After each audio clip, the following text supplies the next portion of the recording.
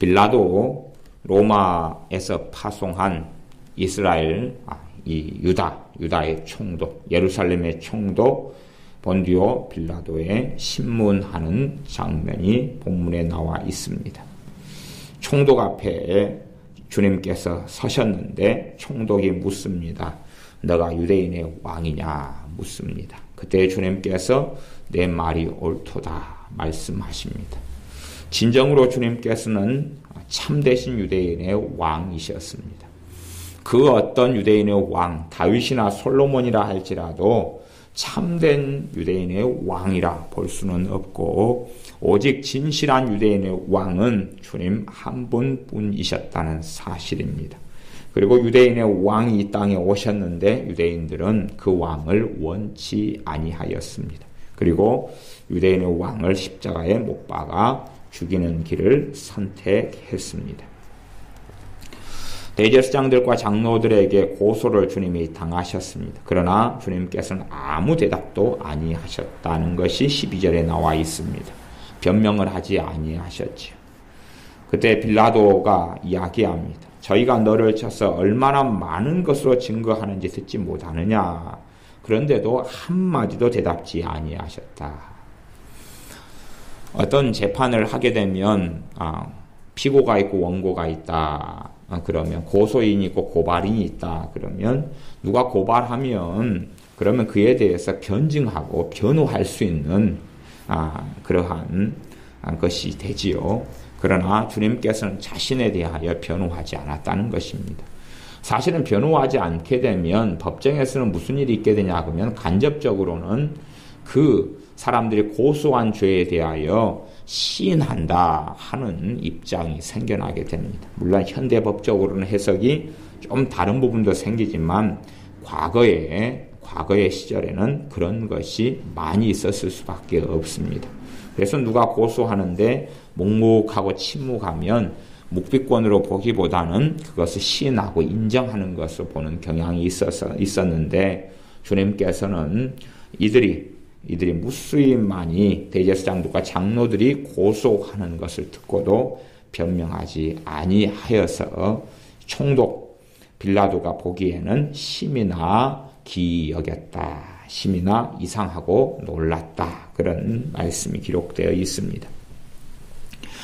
총독은 주님을 풀어주기를 원했습니다. 총독은 주님을 풀어주기를 원했습니다. 왜냐하면 로마 사람인 총독의 입장에서는 아무리 어떻게 말한다 할지라도 주님을 십자가에 못 박아서 사형에 처할 만한 죄가 존재하지 않았기 때문에 그렇습니다.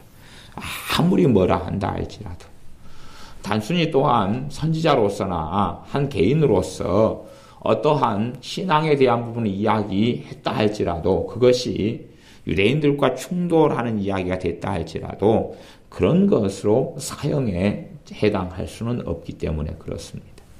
가령 예를 들어서 현대 사회에 나는 예수다 그렇게 말하는 자칭 예수, 자칭 주님의 흉내를 내는 미호경에 든 사람이 얼마나 많습니까?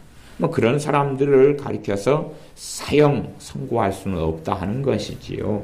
그것처럼 본디오 빌라도 입장에서는 주님을 결코 주님에게서 사형될 만한 죄를 발견할 수 없었다는 것입니다. 그래서 본디오 빌라도가 그 사람의 정치적인 지혜로 수를 씁니다. 어떤 수를 쓰냐 하면 명절을 당하면 총독이 무리의 소원대로 죄수 하나를 놓아주는 전례가 있었다 그럽니다. 무슨 명절입니까? 유월절이죠. 유월절. 당시로 거슬러 올라가면 유월절과 안식일은 같은 날이 되지는 않았습니다. 그래서 당시의 유월절은 그때 무교절로 이어지는데 그때가 사실 금요일이 됐던 것이지요. 그래서 이 명절, 유월절 명절을 당하여서 총독이 무리의 소원대로 죄수 하나를 놓아준 전례가 있었다. 우리도 광복절, 8.15 특사 이런 게 있지요. 그런 것처럼 대통령이 특사로 특별한 때 방면해주는 그런 것처럼 이때에도 한 명의 죄수를 풀어주는 전례가 있었다 그럽니다. 그때에 본디오 빌라도가 나름대로 히든 카드를 꺼내듭니다. 왜냐하면 16절에 보면 그때 바라바라 하는 유명한 죄수가 있었다. 유명하다는 것은 이 바라바에 대해서 어떤 사람들은 막 좋은 쪽으로 이야기하고 그러지만 유명했다는 이야기는 안 좋은 쪽으로 유명했다 그 말입니다. 어떤 사람들이 다 듣더라도 저 나쁜 놈, 못된 놈, 살인마 그렇게 할 만한 악명 높은 죄수가 바라바였습니다. 악명 높은 죄수가 바라바였습니다. 어떤 사람이 듣더라도 바라바 그러면 죽일 놈 죽여야 된다. 결정을 내릴 수밖에 없는 죄수였습니다. 그래서 무리들에게 너희들이 풀어주고 싶은 사람 누구냐 그런 식으로 묻는 게 아니고 너희들이 선택해라. 지금 너희들이 보다시피 이 예수라는 사람이 있다. 그리고 유명한 죄수인 바라바가 있다. 그러니까 내가 이 두 사람 중에 한 명을 풀어주겠다. 그러니 그리스도라 하는 예수가 있고 이 악명 높은 못된 놈 살인마인 바라바가 있는데 그 중에 누구 풀어줄까? 그런 것이죠. 그렇게 한 것이 뭐 많은 죄수 가운데서 너희들이 원하는 사람 누구 풀어줄까? 그런 게 아니고 이 본디오 빌라도가 이 두 명이 있다. 그리스도라 하는 예수가 있고 그리고 바라바가 있다. 바라바는 누군지 말해도 너희들이 다 알지 않느냐. 이 악명 높은 죄수 바라바가 있고 이 그리스도라 하는 예수가 있다. 그런데 이 둘 중에서 누구를 풀어줄까? 그랬다 그 말입니다. 결국은 대제사장들이나 이 장로들이 왜 주님을 십자가에 못 박혀 죽이려 하는지 그 이유가 성경에 기록되어 나옵니다. 누구보다 이 정치적인 이해가 깊은 본디오 빌라도는 그것을 꿰뚫어 보고 있습니다. 그것이 18절이죠. 왜 대제사장들과 장로들이 주님을 죽이려 하냐 그러면 그것은 18절에 이는 저가 그들의 시기로 무엇 때문에요? 시기 때문에 그런 거예요. 시기 때문에. 그들의 시기 때문에 그렇다 그 말이죠. 그들의 시기로 예수님을 넘겨준 줄 알미러라. 시기 때문에 그렇다. 독한 시기. 시기와 질투죠. 시기와 질투는 거의 같은 말이죠. 시기 때문에 주님을 죽이려 했다는 사실입니다. 총독이 재판 자리에 앉았을 때에 이제 그 아내가 사람을 보내어 이야기합니다. 저 옳은 사람에게 아무 상관도 하지 마옵소서. 옳은 사람이 누굽니까? 우리 주 예수님이죠. 예수님을 옳은 사람이다. 아무 상관도 하지 마옵소서. 오늘 꿈에 내가 그 사람이 나의 애를 많이 썼나이다. 애를 많이 썼는데 해결되지 않았다 그 말이죠. 애를 많이 저 옳은 사람 예수님을 살리려고 꿈에 애를 많이 썼는데 총독의 아내가 애를 많이 썼는데 풀려나지 못했다.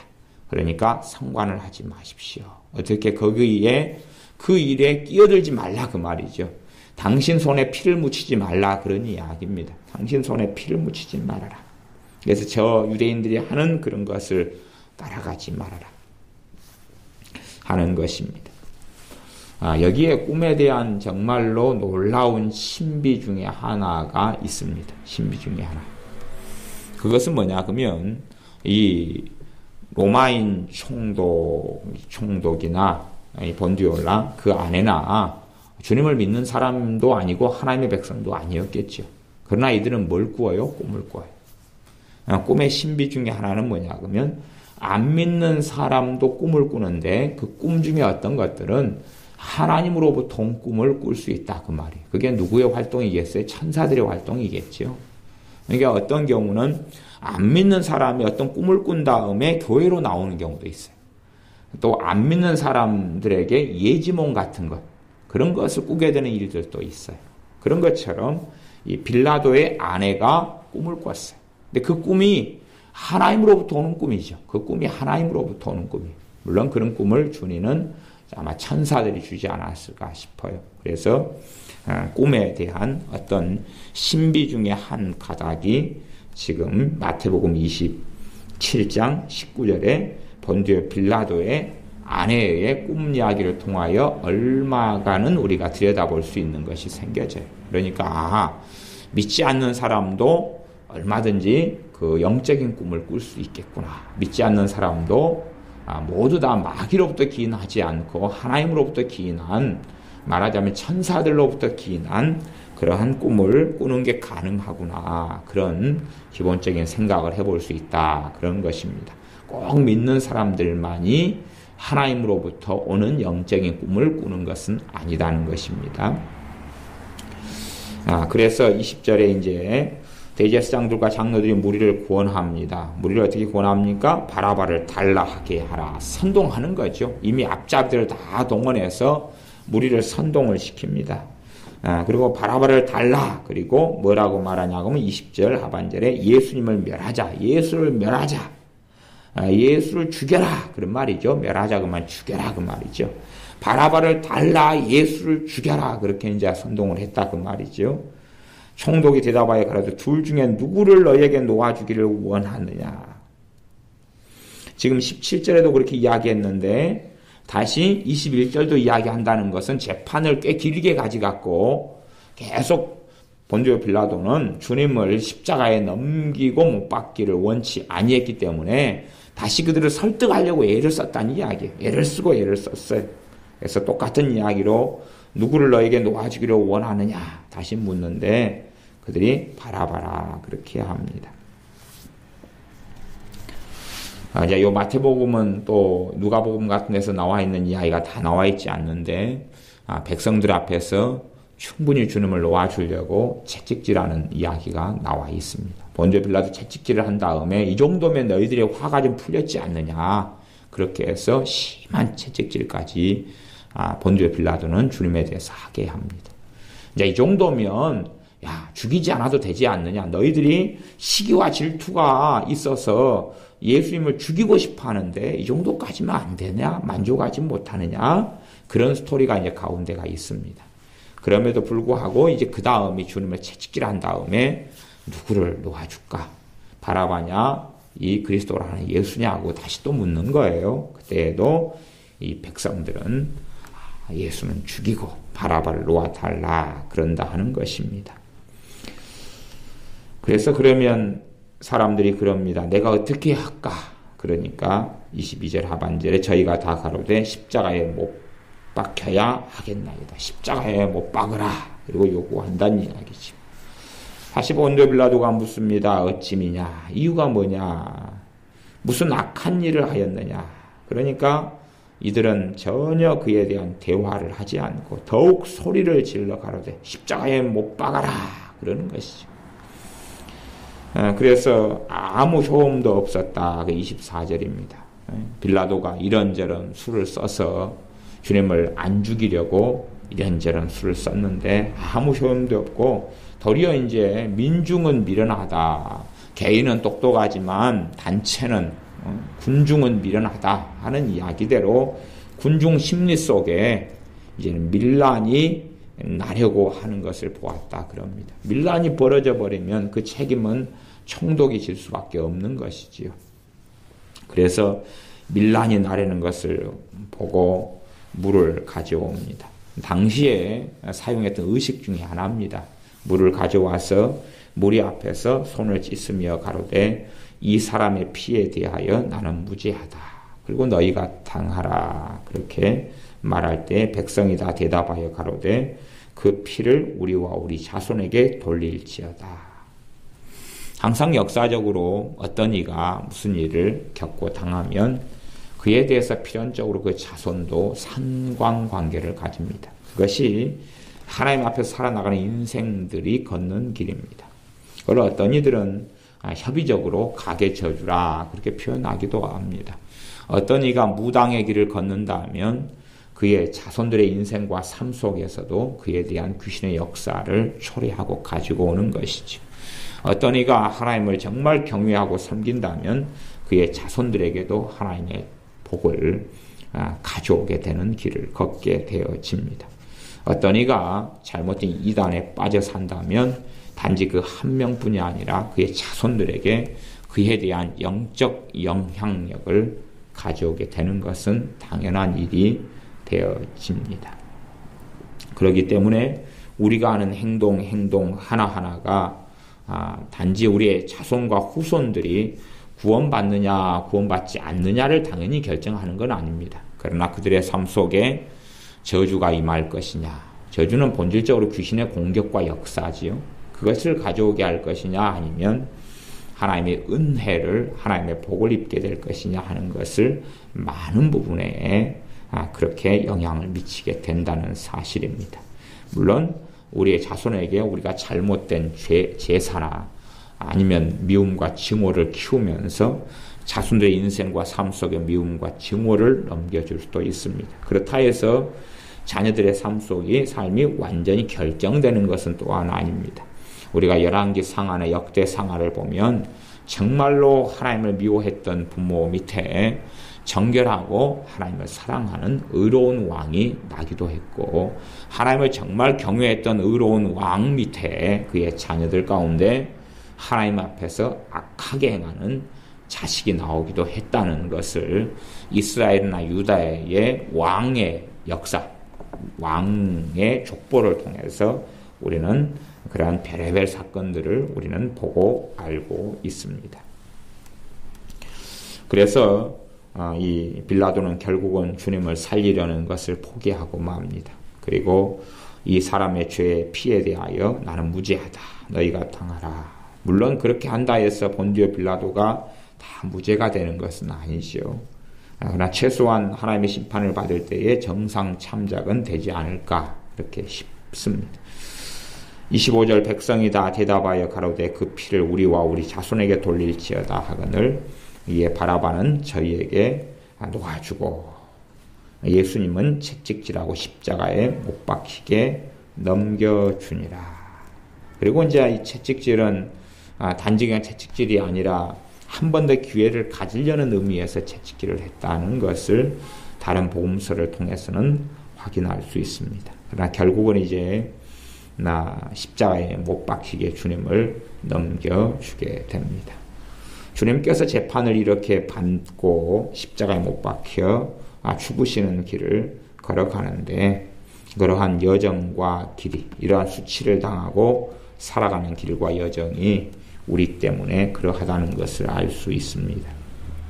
27절에는 이에 총독의 군병들이 예수님을 데리고 관정 안으로 들어가서 온 군대를 그에게로 모으고 그의 옷을 벗기고 홍포를 입히며 가시면류관을 엮어 그 머리에 씌우고 갈대를 그 오른손에 들리고 그 앞에서 무릎을 꿇고 희롱하여 가로되 유대인의 왕이여 평안할지어다. 결국은 이제 군인들은 실제적인 것을 다 알지 못하죠. 시키는 대로 하는데 그들이 우리 주님에 대한 유대인의 왕이라는 이야기를 듣고 그리스도라 하는 이야기를 들으면서 이 군병들이 주님을 모독하는 길을 걷습니다.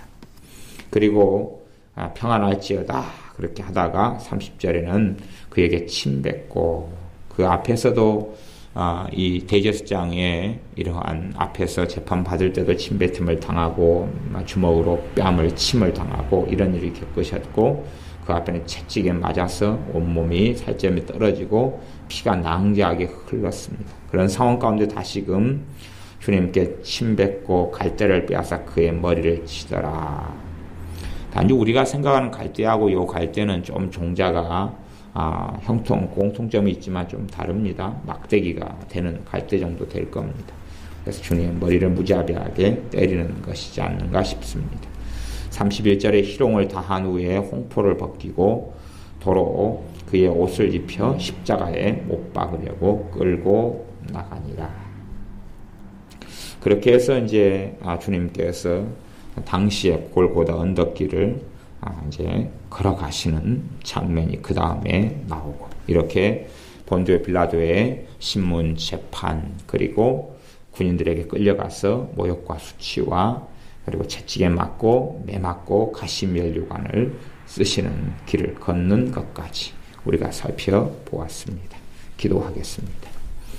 주님께서 능히 이 골고다의 언덕길을 걸어가지 않으셔도 되고 채찍에 맞지 않으셔도 되고 또한 수치를 당치 않으셔도 되고 주님께서 그 지혜로운 말씀으로 이 대제사장들과 고소하는 장로들의 말에 변론하셨어도 되고 12영도 되는 천사들을 부르셨어도 되건만 주님께서 묵묵히 잠잠하고 침묵하시고 또한 주님께서 죽음의 길을 걸어가시는 것을 봅니다. 그 모든 것이 우리의 죄악을 위함이기 때문에 주님을 찬양하며 경배하며 감사를 드립니다. 그러므로 우리가 주님을 더 사랑하며 주님을 더 의지하며 신뢰하는 우리가 되게 하여 주시옵소서. 예수님의 이름으로 기도하옵나이다. 아멘.